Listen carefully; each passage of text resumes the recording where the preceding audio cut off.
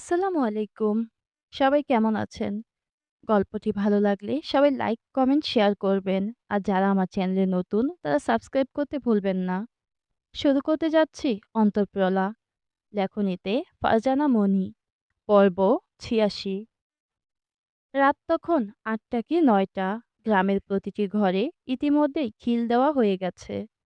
বাহিরে কেবলই রাতের তমাশাচ্ছন্ন পরিবেশ। ঘুটঘুটে অন্ধকার পরিবেশে চারদিকে শুনশান নীরবতা। সোনাদিঘি গ্রামে ইদানিং আবারও মেয়ে হারিয়ে যাওয়ার ঘটনাটা বেড়েছে। সেই সাথে এসব ঘটনা অহরহ ঘটছে পাশের গ্রামেও। যদিও গ্রামের নিরাপত্তা এখনো আগের মতোই আছে, তবুও সুলতান আরিয়ান মির্জা গ্রামে না থাকায় গ্রামবাসীর চারপাশ থেকে যেন অদৃশ্য এক দেয়াল সরে গেছে। মির্জাবাড়ির সকল মহিলারা আড্ডা ঘরে বসে আছে। আলো নিজেও সন্ধ্যা থেকে এখানে। রাফিন দীর্ঘক্ষণ যাবৎ আকাশের রুমে বসে ব্যবসা নিয়ে আলাপ আলোচনা করছে। তাই আলো নিজেও অতিথি কক্ষে ফিরে যায়নি। সুলতান আদনান মির্জা এই কয়েক মাসে রাফিনকে বহুবার বলেছে একেবারের জন্য অন্দরমহলে চলে আসতে। আলোর ঘরটা এখনো ফাঁকাই আছে, কিন্তু রাফিন ওনার কথা মানতে নারাজ। তার মতে অতিথি কক্ষে সে ঠিক আছে। রাফিনের যদি একটা পরিবার থাকতো তাহলে সে কিছুতেই শ্বশুরবাড়িতে থাকতো না। তবে এ বাড়িতে আছে বলে সবকিছুই তাদের নিয়ন্ত্রণে চলবে সেটাও নয়। সে তার স্ত্রীকে নিয়ে অতিথি কক্ষেই নিজের মতো থাকবে, এটাই তার ইচ্ছা। শুধু ৩ বেলার খাবার ব্যতীত বাকি সকল কিছুই তাদের আলাদা। এমনকি রাফিন ওদের খাওয়ার জন্য আলাদা একটা অ্যামাউন্ট ফরিদা মির্জার হাতে তুলে দেয়। ফরিদা শুরুতে নিতে না চাইলে ছেলেটা একটানা ২ দিন অন্দরমহলে খেতে আসেনি। তাই বাধ্য হয়ে মির্জাবাড়ির মানুষকে রাফিনের কাছ থেকে প্রতি মাসে টাকা গ্রহণ করতে হয়। অবশ্য এতে আলোর ব্যক্তিগত কোনো মতামত নেই। তার রাফিন ভাই তাকে যেভাবে রাখবে সে সেভাবেই খুশি। রাফিনের চঞ্চল চড়ুইটা আজকাল আবারও উড়তে শিখেছে। সারাক্ষণ হাসি আনন্দে ভরিয়ে রাখে মির্জাবাড়ি। তার সকল দুষ্টুমিতে সঙ্গ দেওয়ার জন্য আঁখি ও পাখি তো আছেই। তবে আলো বাহিনী থেকে আশা নিজেকে গুটিয়ে নিয়েছে বহু আগেই। তার মতে সীমান্ত সেই যে একদিন সকালবেলা বিদায় নিয়ে কাজে গেল আর ফিরে আসেনি। তবে আশা অপেক্ষায় আছে, একদিন সে ঠিকই ফিরবে। মেয়েটার চেহারার সৌন্দর্য আজকাল ম্লান হয়েছে। ঠোঁটের কোণে আগের মতো আর হাসি দেখা যায় না। এই কয়েক মাসে আশার পেটটা উঁচু হয়েছে বেশ। সিঁড়ি দিয়ে ওঠানামা করতে তার অনেক কষ্ট হয়। তাই তো মেয়েটা আড্ডা ঘরে তেমন একটা আসে না।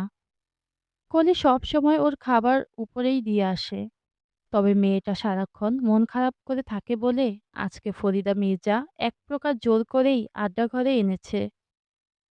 আড্ডা ঘরে সকল মহিলারা একসাথে বসে আরিয়ান, সোনালি ও সীমান্তের কথা আলোচনা করতে করতে এক সময় ফরিদার চোখ ভিজে উঠল। একমাত্র ছেলে ও ছেলের বউয়ের সাথে কথা হয় না কতগুলো মাস কেটে গেল। টেলিফোন করলেই আরিফ কী সব উল্টাপাল্টা বোঝায়। ফরিদার মায়ের মন সেগুলো কিছুতেই বিশ্বাস করতে চায় না। এর মাঝে অন্তঃসত্ত্বা মেয়ের স্বামী নিখোঁজ। গ্রামে এসব নিয়ে টুকটাক কানাঘোষা হয়, সেটা মির্জাবাড়ির সকলেরই জানা। এই তো সেদিন আখি ও পাখি স্কুল থেকে বাড়ি ফেরার সময় শুনল পুকুর পাড়ে সিঁড়িঘাটে বসে কয়েকজন মহিলারা বলাবলি করছিল, মির্জাবাড়ির মাইয়ারে বিয়া কইরা অন্তঃসত্ত্বা বানাইয়া জামাই ফালাইয়া রেখা গেছে। মেয়েটার কি কপাল, একবার শ্বশুরবাড়িতে যাওয়ার সৌভাগ্যটুকু হইল না। মনে হয় শহরে গিয়ে আবার একটা বিয়া করছে জামাই। মেয়েগুলো বাড়িতে এসে সবটাই বলেছে। তবে গ্রামের মহিলাদেরই বা কি দোষ? মেয়েকে বাপের বাড়িতে রেখে স্বামী যদি এভাবে নিখোঁজ হয়ে যায় তাহলে মানুষ তো বলাবলি করবেই। ভারী পেটটাকে ধরে আশা নিজেও কাঁদছে। এর মাঝে আড্ডা ঘরে থাকা টেলিফোনটা বেজে উঠল। আলো বোনের পাশ থেকে উঠে গিয়ে রিসিভার কানে তুলতেই শোনা গেল পরিচিত কণ্ঠস্বর। ওপাশ থেকে আরিফ ভাইয়া বলে উঠল, হ্যালো। আসসালামু আলাইকুম ভাইয়া, ভালো আছো? ওয়ালাইকুম আসসালাম। আলো বুড়ি নাকি? উফ ভাইয়া, তুমি আমাকে বুড়ি ডাকবে না। আরিফ হেসে বলল, ঠিক আছে, আর রাগ করতে হবে না। কেমন আছিস? আমি ভালো আছি ভাইয়া, তুমি কেমন আছো? আর দাদাভাইরা কেমন আছে? আমরা সবাই অনেক ভালো আছি। দাদাভাই ও ভাবি শহরে যাওয়ার পর এই প্রথম আরিফ ভাইয়া খুব উৎফুল্ল কণ্ঠে বলল, তারা সবাই ভালো আছে। এর আগে জিজ্ঞেস করলে প্রতিবারই আমতা আমতা করত।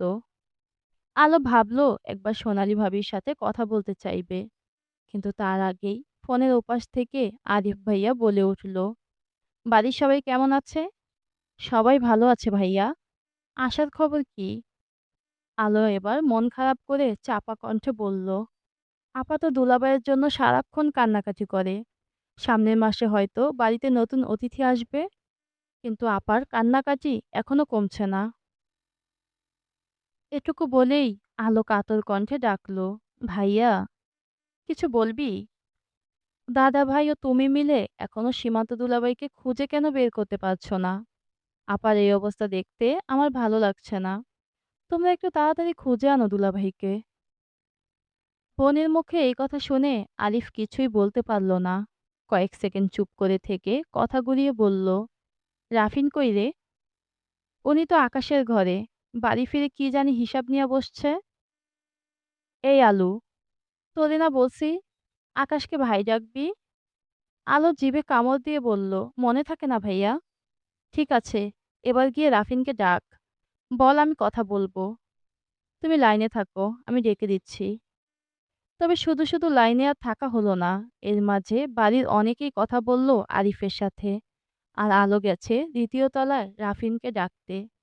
কিছুক্ষণ পর রাফিন এসেই রিসিভারটা হাতে তুলে নিয়ে কানে ঠেকিয়ে বলল, আসসালামু আলাইকুম আরিফ ভাই। ওয়ালাইকুম আসসালাম, ভালো আছিস? আলহামদুলিল্লাহ, আপনি ভালো আছেন? আলহামদুলিল্লাহ। একটা জরুরি কথা বলতে তোকে খুঁজছি।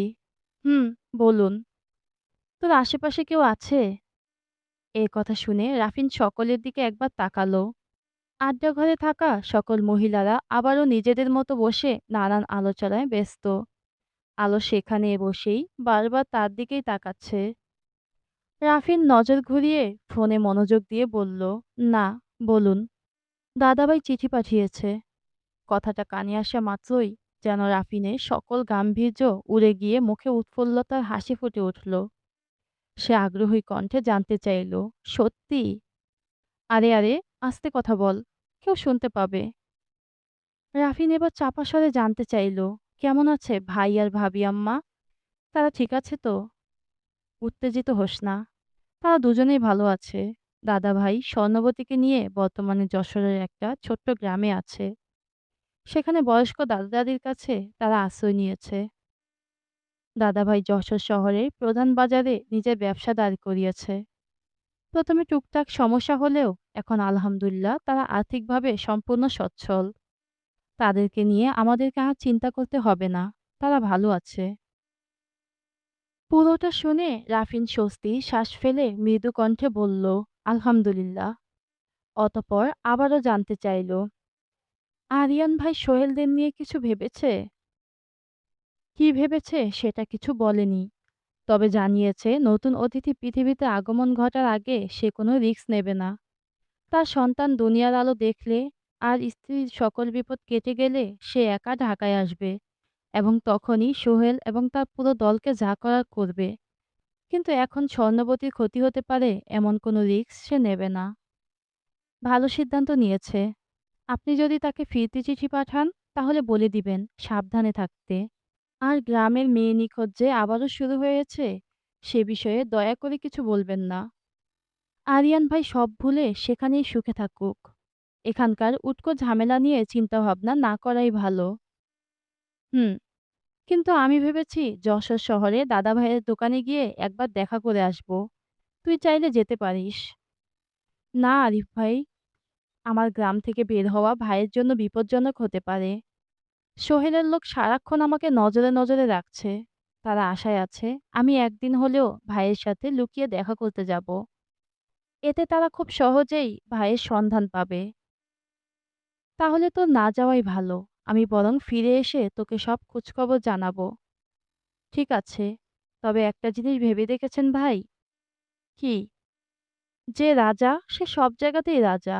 হোক সেটা তার প্রাসাদ অথবা গভীর জঙ্গল।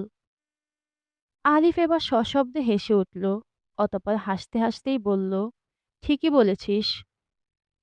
দাদাভাই পরিবার, পৈতৃক অর্থসম্পদ, নিজের এতদিনে কামানো অর্থসম্পদ সব ফেলে নিঃস্ব হাতে দূর অজানায় গিয়েও নিজের ব্যক্তিত্ব ঠিকই ধরে রেখেছে।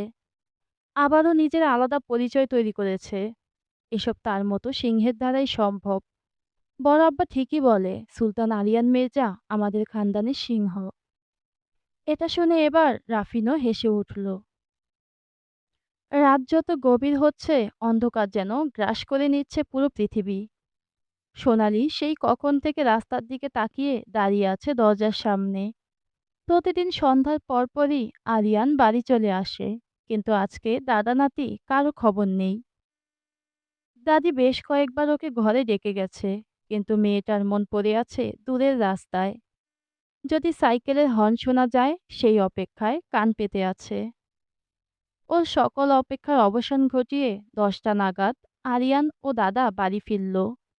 আরিয়ানকে দেখে সোনালি তাড়াতাড়ি গামছা নিয়ে বাহিরে এলো। সেটা দেখে প্রতিদিনের মতো আজও আরিয়ান মৃদু ধমকে বলল, তোমাকে কতবার বলেছি, আমি এত রাতে বাড়ি আসলে তুমি বাহিরে আসবে না। আমি নিজেই হাত মুখ ধুয়ে পরিষ্কার হয়ে ঘরে যাব। কিন্তু সোনালি প্রতিদিনের মতো আজকেও কথা শুনল না। সে গামছা এনে আরিয়ানের কাঁধে রেখে বলল, আপনি হাত মুখ ধুয়ে আসুন, আমি খাবার দিচ্ছি। আরিয়ান হতাশ হয়ে দীর্ঘশ্বাস ছাড়ল। অতঃপর সোনালির হাতে 2টা ব্যাগ ধরিয়ে দিয়ে হাঁটল পুকুর পাড়ের দিকে। ইতিমধ্যেই দাদা সেদিকেই চলে গেছেন। সোনালি ভেতরে এসে ব্যাগ 2টা খুলে দেখল ভেতরে দইয়ের কড়াই। মেয়েটা মুচকি হাসল। লোকটা তার বিন্দু পরিমাণ জিনিস পর্যন্ত কখনো ভুলে না। এই তো গত পরশুদিন হঠাৎ করেই সে বলেছিল তার দই খেতে ইচ্ছে করছে। বলতে না বলতে আজকেই নিয়ে এসেছে। সোনালি 2টা কড়াই থেকে একটা দাদির হাতে দিয়ে এলো, আরেকটা রাখলো নিজেদের ঘরে। এটা আজকে নতুন নয়।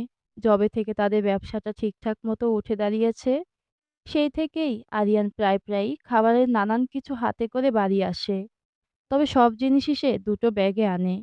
একটা দাদা দাদির জন্য, আরেকটা নিজেদের জন্য। এই বুড়ো মানুষ দুটোকে নিয়েই তো এখন তাদের পরিবার।